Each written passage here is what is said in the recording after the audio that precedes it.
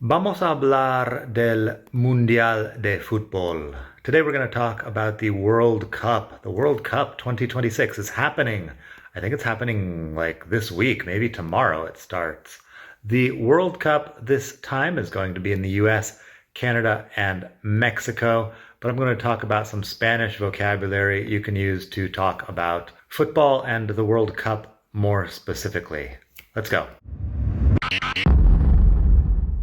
First, a bit of housekeeping here. YouTube has just notified me that I have recently crossed the threshold of 2,000 subscribers. Not a bad number. Thank you very much for following along. If you are watching this and not subscribed, you could click the subscribe button. Also, let me know what you want to see in a future video here in the comments.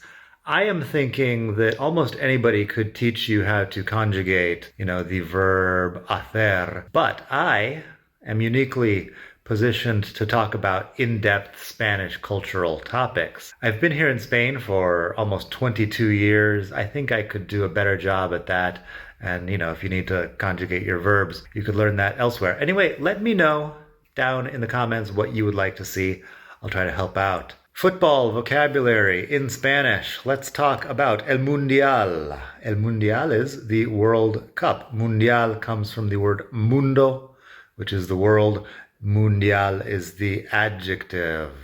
Officially, the longer title is La Copa Mundial de Fútbol, which basically just means the World Football Cup. After that, we have La Selección. La Selección is the national team. They're called La Selección because they are selected among all the Spanish players. La Selección. The Spanish national team is often called La Roja. La Roja because the jersey that they wear is red. La Roja. It's red and yellow are the two Spanish flag colors, so they use the red for the football jersey. If you see something about La Roja in, capital R, Roja, that is going to be about the Spanish national football team. Un equipo is a team generally. So you could say el equipo estadounidense or el equipo de Estados Unidos. That would be the US team.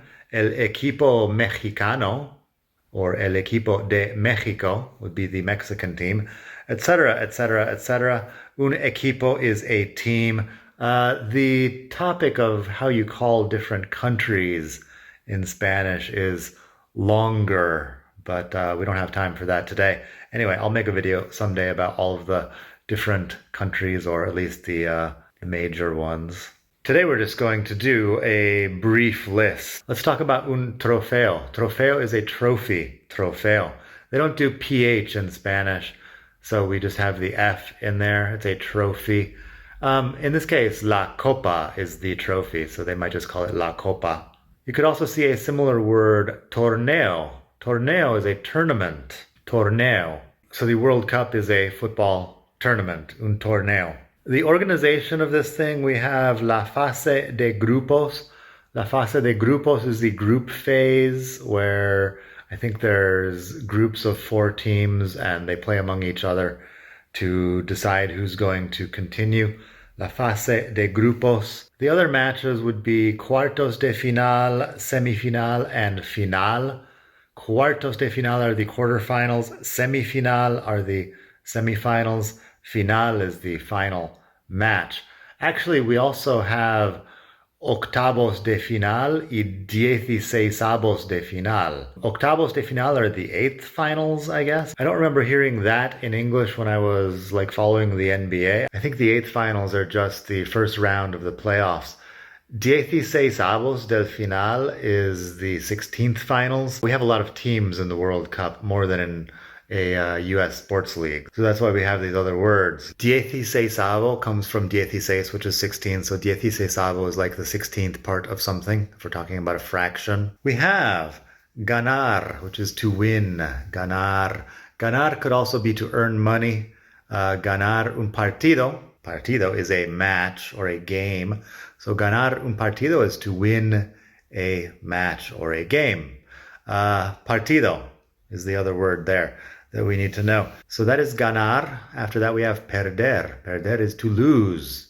a match or a game, or money, perder tiempo, to waste time, etc. These verbs are used for a lot of things in Spanish. But perder un partido is to lose a match.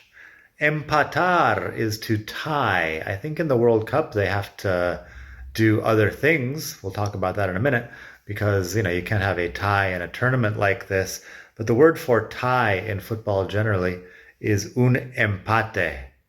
The verb empatar, the noun un empate. We talked about the verb ganar a moment ago. The winner is ganador.